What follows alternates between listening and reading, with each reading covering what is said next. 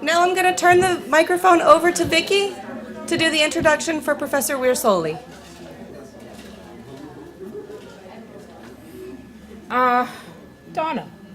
Hi. I'd like to introduce Donna Weir Slowly. Donna has become a friend in her time here at FIU. I first met Donna when she joined this African New World Studies program, and which is now the African and African Diaspora Studies. I'm not going to do one of those formal introductions where I tell you where she went to school and when she was born, mainly because she's younger than I am and I really don't need to discuss that with you. And it's sufficient to say that she did a really good job at school, so you know, it's okay. Mainly because I didn't ask her, because I didn't want to do one of those formal things. This is a very relaxed, very Jamaican event. And so instead of doing the glad am I to be here at this auspicious occasion thing, which we're all familiar with, I just thought we'd just say, ladies and gentlemen, here is Donna Weir Slowly. However, before I do that, I do want to read the title of her book, simply because it's the one time I get to use eroticism and spirituality in the same sentence. So it is Eroticism, Spirituality, and Resistance in Black Women Writing. Donna is here to read from her book, also because she owes me a favor. Her husband was supposed to do an exhibition for me about 15 years ago, and I have not seen one painting yet. And so as long as he holds out and doesn't do the exhibition, Donna will be doing an awful lot of reading for us. So we will probably be doing Eroticism 1 and 2. And we will work on the spirituality side of it. It's Sunday, so we'll try for that. So Donna, take it away. Thank you, darling. Thank you. It is safe to say that my sister does not hold grudges.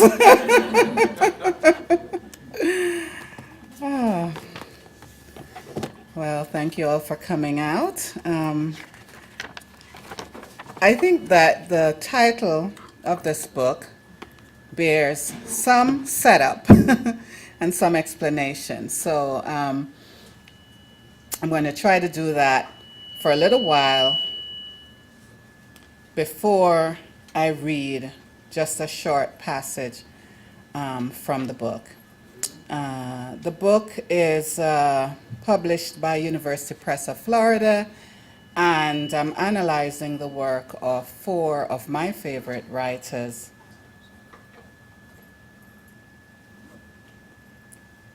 Thank you, Mr. Mike Man. Zernia Hurston, Toni Morrison, Opal Palmer Adisa, and Edwidge Danticat. Of course, because this is a Jamaican occasion, I am going to be reading from the one Jamaican writer on my list, which is Opal Palmer Adisa, and hopefully introducing some of you to this wonderful writer, maybe for the first time, and if not, then giving you my take on her novel, It Begins with Tears. So I want to talk a little bit about the purpose for writing the book, which in my estimation is to decenter the Western paradigm as it relates to the dichotomy between spirit and flesh. Traditionally, sexuality and spirituality are separated in Western discourses. In Eroticism, Spirituality, and Resistance, I wanted to decenter that particular Western paradigm by suggesting an alternative way of viewing sexuality and spirituality, one that allows for those two seemingly oppositional spheres to be united or reunited as they once were, according to non-Western modes of thought and West African cosmology in particular.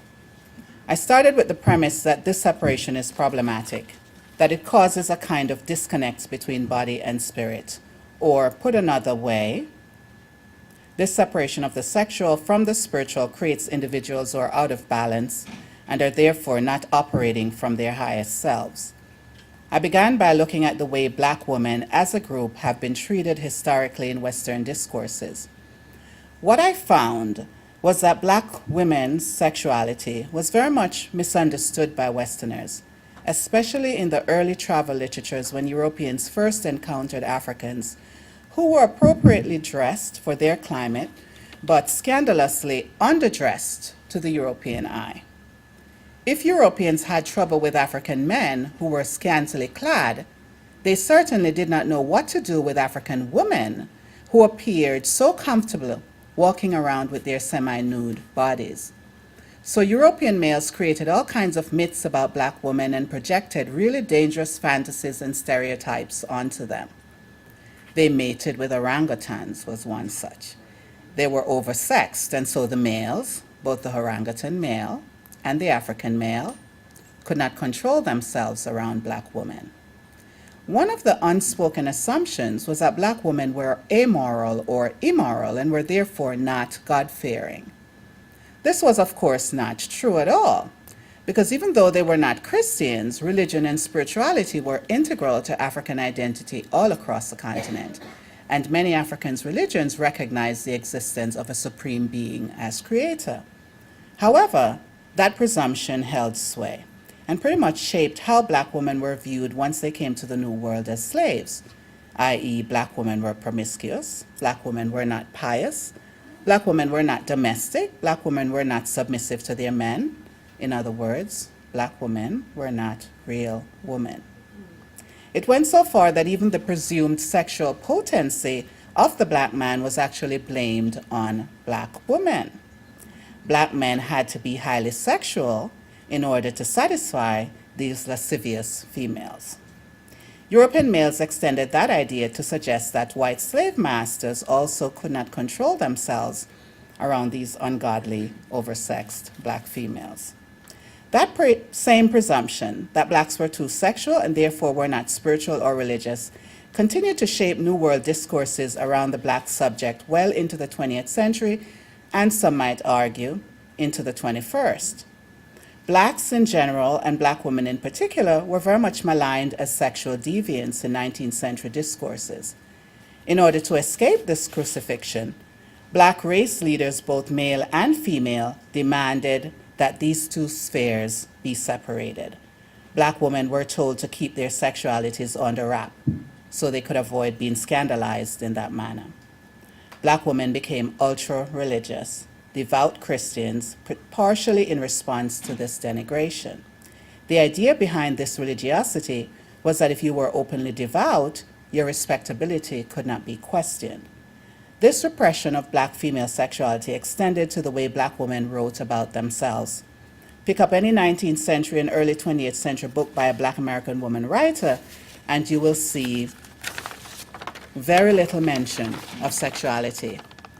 While this may have allowed black women to regain some moral ground, it definitely drove their sexuality underground, both in the private sphere and in the public sphere. Thus you found that while the word on the street was maligning black women as oversexed, in reality, and in their private lives, black women were in fact very sexually guarded, so that no one, not even their husbands, would get the impression that the stereotypes had any basis in fact. My contention in this book is that the first female writer to challenge that sexual repression was Ornia Hurston in 1937 with her novel, Their Eyes Were Watching God. And of course, other writers would later follow suit. In my book, I also contend that because Christianity has this separation of sexuality and spirituality so cleverly built in, and if you doubt that it is cleverly built in, just consider the idea that Mary had to be canonized as a virgin to make her an appropriate vehicle for the Christ child. These writers used African religions such as Kumina, Santeria, and Vodun to challenge or decenter the idea that a woman cannot be both highly sexual and highly spiritual. They had to use these religions simply because they could not use Christianity in that way because of that dichotomy. African-centered religions, on the other hand, had allowed for this kind of fluidity where both sexuality and spirituality can coexist because gods and goddess figures in these religions are seen as having both human and divine characteristics. Or, put another way, gods and goddesses can and do have sex.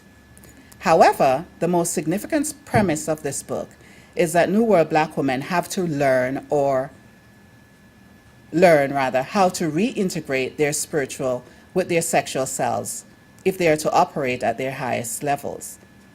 The books I have chosen to analyze in my study demonstrate what happens when a woman is out of balance in this way and shows the various processes a character has to go through in order to become whole. And so to demonstrate my point, I just want to read a little bit from Opapama Adisa's, from the section, my chapter on Opapama Adisa's. It begins with tears. And I thought that I was quite lucky this evening. Things came together in a very good way because Barry Chavan's already mentioned River Mumma, which I didn't know that Edward Seaga had such a poem. But this section that I'm going to read is actually a section from Adisa's book on River Mumma, my analysis of her segment on River Mumma. The river has a specific significance in women's culture in traditional peasant communities of the Caribbean where domestic labor is still divided along gender lines, connected as it is to sexuality, spirituality, healing, sustenance, life-giving water, and cleansing of the body and garments. The river serves multiple roles in the daily lives of these communities. Thank you.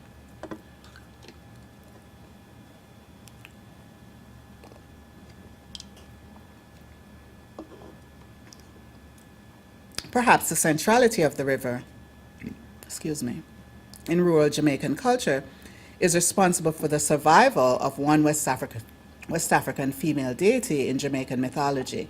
In her novel, Adisa evokes the presence of River Mumma, also called Mama Water, by titling one section of her book after this figure.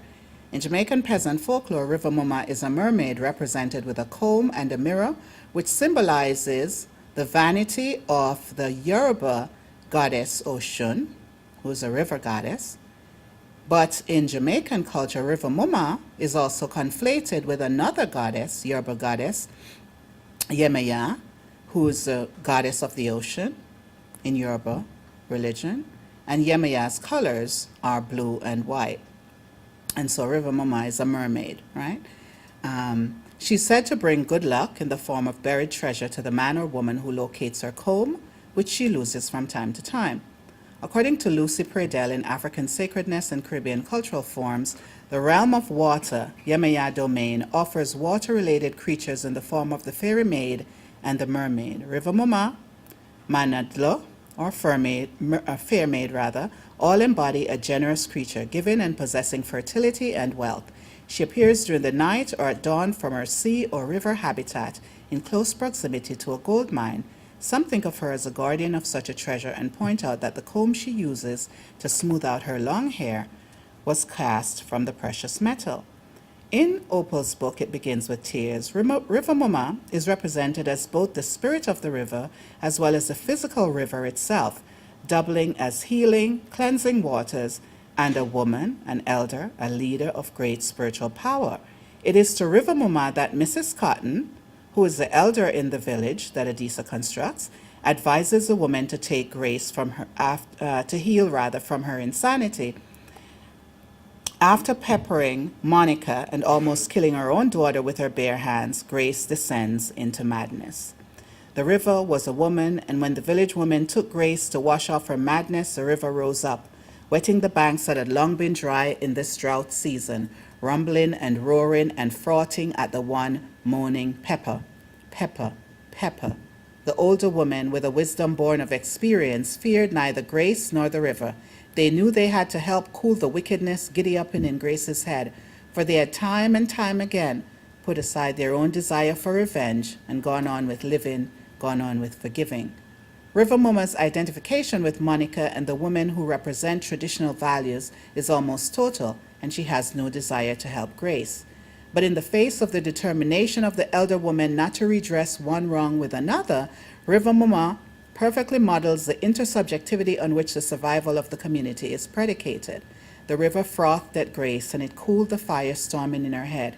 Grace is not absolved of blame, but as is her duty and her purpose, the river heals even those that come to her burdened with the guilt of their wrongdoing. In yet another scene that combines the sexual with the spiritual nature of the river's erotic power, the women gather at the river to ritually heal the fabric of the community that was almost destroyed by Monica's attackers. Significantly, it is Arnella, who is an Oshun figure in the text, again, the river, Yoruba river goddess Oshun, who first suggests a visit to the river, while Monica is still smarting from her wounds. And Monica is a character who slept with somebody's husband, Grace's husband, and 3 women, Grace and 2 of her friends, held her down and rubbed pepper in her private parts. Actually, stuffed pepper would be more accurate. As Monica ponders Arnella's wise words, she makes a mental observation of how much Arnella sounds like the elder priestess and village mother, Mrs. Cotton, who is herself a Yemaya figure. Right? Yemaya, again, is a goddess of the sea. The ritual healing that takes place on the riverbank mimics the ritual laying on of hands done in the black churches of Jamaica. Although the attack on Monica is the ostensible occasion for the ritual meeting, River Mumma will facilitate a healing of the community of women in Christophe Village for their past and present unresolved pain. Monica, who now stood naked, went and helped Althea off with her dress, then went and walked her over to Miss Cotton, who immediately began to anoint her body. The women all cupped their hands, taking a little of the lotion that Miss Cotton poured into their palms, rubbing it over each other's naked bodies. Then in single file, they waded into the river. The water was warm and milky, the air was still, and the rays of the sun cast golden sheets on the river. Arnella cupped a handful of water to her mouth and drank. Each woman found her own space and splashed around. Angel and Althea, the youngest, both shy, if for different reasons, stayed close together. After a while, Arnella told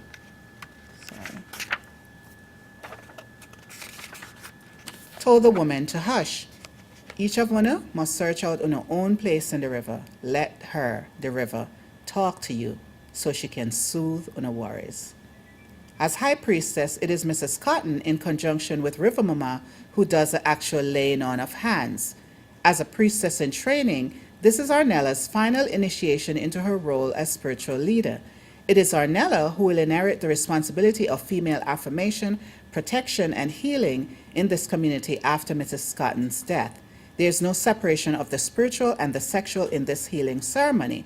Vivid descriptions of the warm water that was like expert hands massaging their bodies and the sweet breast milk that was the river water, coupled with scenes of Mrs. Cotton anointing the women's bodies and the ritual bathing of Monica meant to cleanse her finally from the damage done by the pepper, fully foreground the complexly erotic nature of true female bonding.